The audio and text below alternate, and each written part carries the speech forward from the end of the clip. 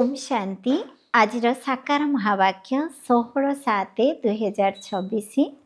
मधुर संतान माने यह पुरुषोत्तम हेबार संगम जुग अटे। एथिरे कौनसी पाप कर्म कर नाही। प्रश्न, संगम रे तुमे पिला माने सबुठारु केउ बड़ पुण्य करुछ? उत्तर, निजको बाबांक निकटरे समर्पण करिदेबा अर्थात संपूर्ण स्वाहा होई जिबा ଏହା ହିଁ ସବୁଠାରୁ ବଡ଼ ପୁଣ୍ୟ। ଏବେ ତୁମେ ମୋହଶୂନ୍ୟ ହେଉଛ, ପିଲା ଛୁଆ ଘରଦ୍ୱାର ସବୁ ଭୁଲୁଛ। ଏହା ହିଁ ତୁମର ବ୍ରତ। ଆପ୍ ମୁଏ ମର ଗଇ ଦୁନିଆ, ନିଜେ ମଲେ ଦୁନିଆ ମରିଗଲା। ଏବେ ତୁମେ ବିକାରୀ ସମ୍ବନ୍ଧ ଗୁଡ଼ିକରୁ ମୁକ୍ତ ହେଉଛ। ଗୀତ ଅଛି, ଜଲେ ନ କ୍ୟୁଁ ପରବାନା। ଓମ୍ ଶାନ୍ତି। ଏମାନେ ସବୁ ଭକ୍ତି ମାର୍ଗରେ ବାବାଙ୍କର ମହିମା କରୁଛନ୍ତି। ଏହା परवाना मानकर समा अर्थात परमात्माकर निमित्त महिमा। जेबे बाबा आसीचंती तेबे बंची थाउ थाउ काहींकि आमे तांकर न होई जिबु। जे पोष्य करंती तांक पई बंची थाउ थाउ कहा जाए। पूर्वरु तुमे आसुरी परिवार र थिल, एबे तुमे ईश्वरीय परिवार र होइछ। एबे बंची थिबा समय रे ही ईश्वर आसी तुमको पोष्य करिसंती, जाहाको पुणी शरणागति बोली कहा जाए। गायन रही ना, मु तुमर शरण पशिली। जेतेबेले भगवान आसंती सेतेबेले शरण पशंती, निजर शक्ति तथा प्रभाव देखांती। से ही शक्तिमान अटंती। वास्तव रे तांकर आकर्षण रही ना, सबुकिछि छड़ाई दे थांती। जे वास्तव रे बाबांकर संतान संतति हुंती, से माने असुरी संप्रदायर संबंध रे हैरान होई थांती। कहउछंती, बाबा आमे केबे एही संबंधरु मुक्त हेबु? एठारे ही पुराणा संबंध को भूलिबाकू होइथाए। जेतेबेले आत्मा देहरु अलगा होई जाए, सेतेबेले सबु बंधन समाप्त होई जाइथाए। वर्तमान समय रे तुमे जानिछ समस्तंकर मृत्यु निश्चित हेबो एवं ए सबु हेला विकारी बंधन। एबे पिला माने निर्विकारी संबंध चाहुचंती। निर्विकारी संबंध रे थिले पुणी विकारी संबंध रे पड़िले, तापरे आमर निर्विकारी संबंध हेबो। ए कथा अन्य काहाको बुद्धि रे न थाए। पिला माने जानिछंती आमे आसुरी बंधनरु मुक्त हेबार पुरुषार्थ करूछु। एक बाबांक सहित जोग रखा जाए। सेपटे केवल रावण, एपटे केवल राम। ए सब कथा दुनिया जानी नाही। कहउचंती मध्य राम राज्य दरकार, परंतु सारा दुनिया रावण राज्य रे अछि। ଏହା केही बुझुनाहांती। राम राज्य रे तो पवित्रता सुख शांति थिला, ताहा एबे नाही। परंतु जहा कहउचंती ताको अनुभव करुनाहांती। गायन मध्य करंती, एही आत्मा माने सबो सीता अटंती। केवल जणे सीतार कथा नुहे, ना केवल जणे अर्जुनकर, ना जणे द्रौपदींकर कथा। ଏହା ତ ଅନେକଙ୍କର କଥା ଅଟେ। ଜଣକର ଦୃଷ୍ଟାନ୍ତ ଦିଆଯାଏ। ତୁମକୁ ବି କୁହାଯାଏ ତୁମେ ସମସ୍ତେ अर्जुनଙ୍କ ପରି। ତୁମେ କହିବ अर्जुन ତ ଏହିଭଳି ଭାଗୀରଥ ହୋଇଗଲେ। ବାବା କହୁଛନ୍ତି, ମୁଁ ସାଧାରଣ ବୃଦ୍ଧ ଶରୀରର ରଥରେ ଆରୋହଣ କରୁଛି। ଦୁନିଆରେ ପୁଣି ଚିତ୍ରରେ ଘୋଡ଼ା ଗାଡ଼ି ଦେଖାଇଛନ୍ତି। ଏହାକୁ ଅଜ୍ଞାନ କୁହାଯାଏ। ପିଲାମାନେ ବୁଝୁଛନ୍ତି ଏ ଶାସ୍ତ୍ର ଆଦି ସବୁ ଭକ୍ତି ମାର୍ଗର ଅଟେ। ଏସବୁ କଥା ଯେପର୍ଯ୍ୟନ୍ତ 7 ଦିନର କୋର୍ସ ନ ନେଇଛନ୍ତି ସେ ପର୍ଯ୍ୟନ୍ତ ବୁଝିପାରିବେ ନାହିଁ। ଭକ୍ତି ଅଲଗା, ଜ୍ଞାନ ଭକ୍ତି ଓ ବୈରାଗ୍ୟ କୁହାଯାଏ। ବାସ୍ତବରେ ସନ୍ନ୍ୟାସୀମାନଙ୍କର ବୈରାଗ୍ୟ ସଚ୍ଚା ନୁହେଁ। ସେମାନେ ତ ଜଙ୍ଗଲକୁ ଯାଇ ପୁଣି ସହରକୁ ଫେରି ସେଠାରେ ଅବସ୍ଥାନ କରି ବଡ଼ ବଡ଼ କୋଠାମାନ ତିଆରି କରୁଛନ୍ତି। କେବଳ କହୁଛନ୍ତି ଆମେ ଘରଦ୍ୱାର ଛାଡ଼ି ଦେଇଛୁ। ତୁମର ହେଲା ସାରା ପୁରୁଣା ଦୁନିଆରୁ ବୈରାଗ୍ୟ। ଏହା ହିଁ ଯଥାର୍ଥ କଥା। ତାହା ହେଲା ହଦ୍ର କଥା। ସେଥିପାଇଁ ତାକୁ ହଟ ଯୋଗ, ହଦ୍ର ବୈରାଗ୍ୟ କୁହାଯାଏ।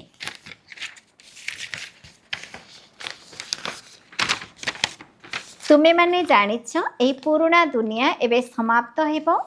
ସେଥିପାଇଁ ଏଥିରୁ ନିଶ୍ଚିତ ବୈରାଗ୍ୟ ଆସିବା ଦରକାର। ବୁଦ୍ଧି ମଧ୍ୟ କହୁଛି, ନୂଆ ଘର ତିଆରି ହେଲେ ପୁରୁଣାକୁ ଭଙ୍ଗାଯାଏ। ତୁମେ ଜାଣିଛ ଏବେ ପ୍ରସ୍ତୁତି ଚାଲିଛି। କଳିଯୁଗ ପରେ ପୁଣି ସତ୍ୟଯୁଗ ନିଶ୍ଚିତ ଆସିବ। ଏବେ ଏହା ହେଉଛି ପୁରୁଷୋତ୍ତମ ସଙ୍ଗମ ଯୁଗ। ପୁରୁଷୋତ୍ତମ ମାସ ମଧ୍ୟ ହୋଇଥାଏ। ତୁମର ହେଲା ପୁରୁଷୋତ୍ତମ ଯୁଗ। ପୁରୁଷୋତ୍ତମ ମାସରେ ଦାନ ପୁଣ୍ୟ ଆଦି କରିଥାନ୍ତି। ତୁମେ ଏହି ପୁରୁଷୋତ୍ତମ ଯୁଗରେ ନିଜର ସର୍ବସ୍ୱ ସ୍ୱାହା କରୁଛ। ଜାଣିଛ ଏହି ସାରା ଦୁନିଆ ହିଁ ସ୍ୱାହା ହୋଇଯିବ। ତେବେ ସାରା ଦୁନିଆର ସର୍ବସ୍ୱ ସ୍ୱାହା ହେବା ପୂର୍ବରୁ ଆମେ କାହିଁକି ନିଜକୁ ସ୍ୱାହା ନ କରିବା? ତେବେ ସାରା ଦୁନିଆର ସର୍ବସ୍ୱ ସ୍ୱାହା ହେଇଯିବ, ତୁମକୁ ଏହାର କେତେ ପୁଣ୍ୟ ନ ମିଳିବ? ତାହା ହେଲା ହଦ୍ର ପୁରୁଷୋତ୍ତମ ମାସ। ଏହା ତ ବେହଦର କଥା। ପୁରୁଷୋତ୍ତମ ମାସରେ ବହୁତ ଶାସ୍ତ୍ର ଆଦିର କଥା ଶୁଣିଥାନ୍ତି, ବ୍ରତ ନିୟମ ଆଦି ପାଳନ କରିଥାନ୍ତି। ତୁମର ବ୍ରତ ବହୁତ ବଡ଼। ତୁମେ ଭଲେ ପିଲାଛୁଆ, ଘର ଦ୍ୱାରା ଆଦି ସବୁକିଛି ଅଛି, परंतु हृदय मोर तुटी जाउछि। आप मुए मर गई दुनिया। तुम्हें जानिछ ए सब समाप्त हो जीव। आमे बाबांकर होइछु पुरुषोत्तम हेबा पाई। सब पुरुष मानक मध्यरे अर्थात पुरुष मानक मध्यरे उत्तम पुरुष एही लक्ष्मी नारायण सम्मुखरे दंडायमान अछंती। एहांक ठारू उत्तम कौनसी मनुष्य होई परिबे नाही। लक्ष्मी नारायण विश्वर मालिक थिले। तुमे आसीच एहीपरि पुरुषोत्तम हेबा पाई। सबु मनुष्य मात्र सद्गति प्राप्त करिथांती। मनुष्य को आत्मा पुरुषोत्तम हेउछंती। तेमे सेमानकर निवास स्थान मध्य सेहीपरि उत्तम हेबा दरकार। जेपरि प्रेसिडेंट सबुठारु उच्च पदवी रे अछंती, से तेणु तांकु रहिबा पाई राष्ट्रपति भवन मिलिछि। तेबे बड़ महल बगीचा आदि केते रहिछि। एहा हेला एठिकार कथा। तुमे रामराज्य को तो जानिछ। तुमे सत्ययुगी पुरुषोत्तम हेउछ, तापरे ही कलिजुगी पुरुषोत्तम रहिबे नाही। तुमे सत्ययुगी पुरुषोत्तम हेबा पाई पुरुषार्थ करुछ। तुमे जानिछ आम महल किपरि होइजिब। काली रामराज्य हेब। तुमे रामराज्य रे पुरुषोत्तम हेब। सर्वगुण संपन्न अहिंसा परम देवी देवता धर्म यह तुमे जानिछ, अन्य कई मनुष्य जानि नाहांती। तुमे पर जन्म रे पुरुषोत्तम हेब, तापरे एही रावण राज्य रे केही रहिबे नाही। एबे तुमको सारा ज्ञान मिलिछि। एबे रावण राज्य समाप्त हेब। आजिकाली तो समयर किछि भरोसा नाही। अकाल मृत्यु हो जाए अथवा कहार शत्रुता थिले ताकु उद्धार दे थांती। तुमको तो केही मारी परिबे नाही। तुमे अविनाशी पुरुषोत्तम अट। यहा हेला विनाशी, ताहा भी रावण राज्य। एमानकु तुमे दैवी राज्य विषय जना ही नहीं। तुमे जानिछ आमे राजा, आमे श्रीमत अनुसार निजर दैवी स्वराज्य स्थापन करुछु। जे भल कर्तव्य करि जाइछंती तांकर पूजा हेउछि। एहा तुमे जानिछ। देख जगदम्बांकर केते पूजा हेउछि।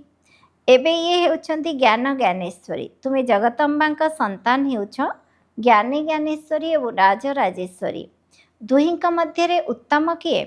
ज्ञान ज्ञानेश्वरी पाखकु जाई अनेक प्रकार मनोकामना शुणाई थांती, अनेक जिनिस मागी थांती। जगदम्बांक मंदिर और लक्ष्मीनारायणकर मंदिर मध्यरे बहुत फरक रही। जगदम्बांक मंदिर बहुत छोट होइथाए। छोट स्थान रे हेउथिबा भीड़ को मनुष्य माने पसंद करिथांती। श्रीनाथंक मंदिर रे बहुत भीड़ हुए। कपड़ा रे बाड़े बाड़े भीड़ को कम करा जाए, अर्थात स्थान खाली करने को कहा जाए। कलिकता रे काली मंदिर केते छोट, भीतर बहुत तेल और पानी रही थाए। भीतर को बहुत सावधान हो जावाक पड़े। बहुत भीड़ होता है। लक्ष्मीनारायणकर मंदिर तो बहुत छोट, लक्ष्मीनारायणकर मंदिर तो बहुत बड़ होता है। जगदम्बा मंदिर बहुत छोट कहीं गरीब अटंती ना, तेणु मंदिर मध्य गरीब भली होता है। लक्ष्मीनारायण साहुकार अटंती, तेणु मंदिर रे केबे भी मेला लागे नहीं। जगदम्बा मंदिर बहुत मेला लगे। बाहर बहुत लोक आसती। महालक्ष्मीकर मध्य मंदिर अच्छी। एक कथा मध्य तुमे जानिछ जे सेठारे लक्ष्मीनारायण उभय अछंती। तांको अर्थात लक्ष्मी ठारू केवल धन मागंती, कारण से धनवान होइछंती ना। एठारे तो अविनाशी ज्ञानरत्न रही। धन पाई लक्ष्मी पाखको ଯାଇଥାନ୍ତି, ବାକି ଅନେକ ସବୁ ଆଶାମାନ ରଖି ଜଗଦମ୍ବାଙ୍କ ପାଖକୁ ଯାଇଥାନ୍ତି। ତୁମେ ଜଗଦମ୍ବାଙ୍କର ସନ୍ତାନ ଅଟ। 21 ଜନ୍ମ ପାଇଁ ତୁମେ ସମସ୍ତଙ୍କର ମନୋକାମନା ପୂର୍ଣ୍ଣ କରୁଛ। ଗୋଟିଏ ମହାମନ୍ତ୍ର ଦ୍ୱାରା 21 ଜନ୍ମ ପାଇଁ ସବୁ ମନୋକାମନା ପୂର୍ଣ୍ଣ ହେଉଛି। ଅନ୍ୟ ସବୁ ମନ୍ତ୍ର ଆଦି ନିରର୍ଥକ। ବାବା ବୁଝାଉଛନ୍ତି ତୁମେ ପତିତ ହେବା କାରଣରୁ ଏହି ମନ୍ତ୍ର ମୁଁ ତୁମକୁ ଦେଇଛି। ଯଦି ମାମେକମ୍ ୟାଦ କରିବ ତେବେ ପାବନ ହେବ। ଏହା ବାବାଙ୍କ ବ୍ୟତୀତ ଆଉ କେହି ଆତ୍ମାମାନଙ୍କୁ ବୁଝାଇ ପାରିବେ ନାହିଁ। ଏଥିରୁ ସିଦ୍ଧ ହେଉଛି ଏହି ସହଜ ରାଜଯୋଗ ବାବା ହିଁ ଶିଖାଉଛନ୍ତି। ସିଏ ହିଁ ମନ୍ତ୍ର ମଧ୍ୟ ଦେଉଛନ୍ତି। 5000 ବର୍ଷ ପୂର୍ବରୁ ମଧ୍ୟ ମନ୍ତ୍ର ଦେଇଥିଲେ। ଏହା ମନେ ପଡ଼ୁଛି। ଏବେ ତୁମେ ସମ୍ମୁଖରେ ବସିଛ। କୃଷ୍ଣ ଆଦିଙ୍କର ଆସିକରି ଯାଇଛନ୍ତି, ତେଣୁ ତାଙ୍କର ଲାଇବ୍ରେରୀ ଆଦି ପଢ଼ୁଛ। ସେ କ'ଣ କରି ଯାଇଛନ୍ତି? ଧର୍ମ ସ୍ଥାପନ କରି ଯାଇଛନ୍ତି। ତୁମେ ଜାଣିଛ ଶିବ ବାବା କ'ଣ କରି ଯାଇଛନ୍ତି? ଶ୍ରୀକୃଷ୍ଣ କ'ଣ କରି ଯାଇଛନ୍ତି? ଶ୍ରୀକୃଷ୍ଣ ତ ସତ୍ୟଯୁଗର ରାଜକୁମାର ଥିଲେ, ଯିଏକି ପୁଣି ନାରାୟଣ ହେଲେ, ପୁଣି ପୁନର୍ଜନ୍ମ ନେଇ ଆସିଛନ୍ତି। ଶିବ ବାବା ମଧ୍ୟ କିଛି କରିଯାଇଛନ୍ତି। ତେବେ ତାଙ୍କର ହାତ ଏବେ ପୂଜା ସ୍ଥାନରେ ପୂଜା ଆଦି ହେଉଛି। ଶିବ ବାବା ମଧ୍ୟ କିଛି କରି ଯାଇଛନ୍ତି, ତେବେ ତାଙ୍କର ଏତେ ପୂଜା ଆଦି ହେଉଛି। ଏବେ ତୁମେ ଜାଣୁଛ ଯେ ରାଜଯୋଗ ଶିଖାଅ ଭାରତକୁ ସ୍ୱର୍ଗ କରି ଯାଇଛନ୍ତି। ଯେଉଁ ସ୍ୱର୍ଗର ପ୍ରଥମ ନମ୍ବରର ରାଜା ନିଜେ ଶ୍ରୀକୃଷ୍ଣ ହୋଇଥାନ୍ତି। ତାହା ତ ଶ୍ରୀକୃଷ୍ଣ ହେଲେ। ତୁମେ ବୁଝିଯାଇଛ ନିଶ୍ଚିତ କୃଷ୍ଣଙ୍କର ଆତ୍ମାକୁ ପଢ଼ାଇଲେ। ତୁମେ ଶ୍ରୀକୃଷ୍ଣଙ୍କର ବଂଶାବଳୀ ବସିଛ। ରାଜାରାଣୀଙ୍କୁ ମାତା ପିତା ଅନ୍ନଦାତା ବୋଲି କୁହାଯାଏ। ରାଜସ୍ଥାନରେ ମଧ୍ୟ ରାଜାଙ୍କୁ ଅନ୍ନଦାତା ବୋଲି କୁହାଯାଏ। ରାଜାମାନଙ୍କର ରାଜାକୁ ମଧ୍ୟ କେତେ ମାନ୍ୟତା ରହିଛି। ପୂର୍ବରୁ ସମସ୍ତେ ଅଭିଯୋଗ ନେଇ ରାଜାଙ୍କ ପାଖକୁ ଆସୁଥିଲେ। ଦରବାର ବସୁଥିଲା। କେହି ଭୁଲ କରିଥିଲେ, ବହୁତ ପାପ କରୁଥିଲେ। ଆଜିକାଲି ତ ଜେଲ୍ ୱାର୍ଡସ ବହୁତ ଅଛନ୍ତି। ବାରମ୍ବାର ଜେଲକୁ ଯାଇଛନ୍ତି। ଏବେ ତୁମମାନେ କହିବ ବାରମ୍ବାର ଜେଲକୁ ଯାଇଛନ୍ତି। ଏବେ ତୁମମାନଙ୍କୁ ଗର୍ଭ ଜେଲରେ ଯିବା ନାହିଁ, ତୁମକୁ ଗର୍ଭମହଲରେ ଆସିବାର ଅଛି। ସେଥିପାଇଁ ବାବାଙ୍କୁ ୟାଦ କର, ତେବେ ବିକର୍ମ ବିନାଶ ହେବ। ଆଉ କେବେ ଗର୍ଭ ଜେଲକୁ ଯିବ ନାହିଁ। ସେଠାରେ ପାପ ହୁଏ ନାହିଁ। ସମସ୍ତେ ଗର୍ଭମହଲରେ ରୁହନ୍ତି। କେବଳ କର୍ମ ପୁରୁଷାର୍ଥ କାରଣରୁ କମ୍ ପଦ ପ୍ରାପ୍ତ କରିଥାନ୍ତି। ଉଚ୍ଚ ପଦାଧିକାରୀଙ୍କୁ ବହୁତ ଉଚ୍ଚ ସୁଖ ପ୍ରାପ୍ତ ମଧ୍ୟ ହୋଇଥାଏ। ଏଠାରେ ତ କେବଳ 5000 ବର୍ଷ ପାଇଁ ଗଭର୍ଣ୍ଣର ପ୍ରେସିଡେଣ୍ଟ ନିର୍ଦ୍ଧାରିତ ହୋଇଥାଏ। ତୁମେ ବୁଝାଇ ପାରିଲ ନାହିଁ ତ ତୁମେ ବୁଝାଇ ପାରିବ। ଭାରତ ହିଁ ଦୈବୀ ରାଜସ୍ଥାନ ହୋଇଛି। ଏବେ ତ ନା ରାଜସ୍ଥାନ ଅଛି, ନା ରାବଣ, ନା ରାଜାରାଣୀ ଅଛନ୍ତି। ପୂର୍ବରୁ କେହି ସରକାରଙ୍କୁ ଟଙ୍କା ଦେଲେ ମହାରାଜା ମହାରାଣୀର ଟାଇଟଲ ମିଳିଯାଉଥିଲା। ଏଠାରେ ତୁମେ ପାଠ ପଢ଼ୁଛ। ପାଠପଢ଼ା ଦ୍ୱାରା କେହି ରାଜାରାଣୀ ହୁଅନ୍ତି ନାହିଁ। ତୁମର ଲକ୍ଷ୍ୟ ଉଦ୍ଦେଶ୍ୟ ରହିଛି। ଏହି ପାଠପଢ଼ା ଦ୍ୱାରା ତୁମେ ବିଶ୍ୱର ମହାରାଜା ମହାରାଣୀ ହେଉଛ। ରାଜାରାଣୀ ମଧ୍ୟ ହୁଅନ୍ତି। ରାଜାରାଣୀର ଟାଇଟଲ ତ୍ରେତାରୁ ଆରମ୍ଭ ହୋଇଥାଏ। ତୁମେ ଏବେ ଜ୍ଞାନେଶ୍ୱରୀ ହେଉଛ, ପୁଣି ରାଜେଶ୍ୱରୀ ହେବ। କିଏ କରିବେ? ଈଶ୍ୱର। କିପରି ରାଜଯୋଗ ଓ ଜ୍ଞାନ ଦ୍ୱାରା ରାଜତ୍ୱ ପାଇବା ପାଇଁ ବାବାଙ୍କୁ ୟାଦ କରିବାକୁ ହେବ। ବାବା ତୁମକୁ ସ୍ୱର୍ଗର ମାଲିକ କରୁଛନ୍ତି। ଏହା ତ ତୁମର ସହଜ ଅଟେ ନା। ସ୍ୱର୍ଗର ସ୍ଥାପନା ଈଶ୍ୱର ପିତା ହିଁ କରିଥାନ୍ତି। ସ୍ୱର୍ଗରେ ତ ସ୍ୱର୍ଗର ସ୍ଥାପନା କରିବେ ନାହିଁ।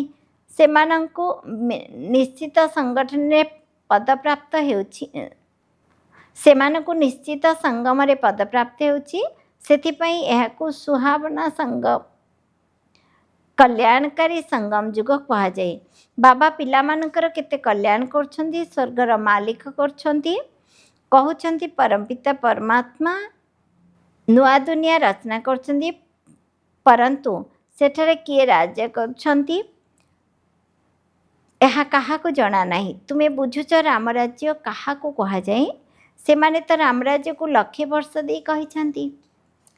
कलिजुग को 40,000 वर्ष देइछंती। बाबा कहउछंती मु संगम रे ही आसुची, मु आसी ब्रह्मा द्वारा विष्णुपुरी रो स्थापना करुची। एहा ही सत्यनारायण का कथा। सत्ययुग रे तुमे लक्ष्मीनारायण सर्वगुण संपन्न 16 कला संपूर्ण थिला। तापरे परे कला कम हो जाइछि।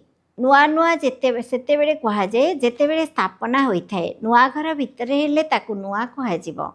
तुमे सत्ययुग रे आसिले नुआ राजधानी बा पुणी कला कम हो जाइथाए। एठारे स्थापना हेउछि। यह आश्चर्यर कथा काहारी भी बुद्धि ने नाही। बाबा बुझाउछंती सब आत्मा मानक पई यह पुरुषोत्तम हेबार जुग। जीवन मुक्तिर जीवन मुक्ति को पुरुषोत्तम कहा जाए, जीवन बंधन को पुरुषोत्तम कहा जीव नहीं। वर्तमान समय समस्ते जीवन बंधन रे अछंती। तुम मानकर प्रकृति यह तुमे बुझुच। तुमर व्रत नियम कौन? बाबा आसी व्रत रखाई खाद्य पानीय कथा नुहे। सबकिछि करी प्रथम रे बाबा को याद कर एवं पवित्र हो। पुरुषोत्तम मासरे अधिकांश पवित्र रहउथांती। वास्तव में तांकर एही प्रकार एही पुरुषोत्तम जुगरे महत्व रही। तेणु तुमको केते खुशी केते निशा रहिबा दरकार। वर्तमान तुम द्वारा कौन सी पाप कर्म हेबा अनुचित, कहीं ना तुम्हें पुरुषोत्तम हेउछ। अच्छा मिठे मिठे शिकिल दे संतान मानक प्रति माता पिता बाप दादा मधुर स्नेह संपन्न याद प्यार और गुड मॉर्निंग। रूहानी बाप की रूहानी बच्चों को नमस्ते। आम रूहानी संतान मानकर रूहानी पिता को नमस्ते नमस्ते नमस्ते।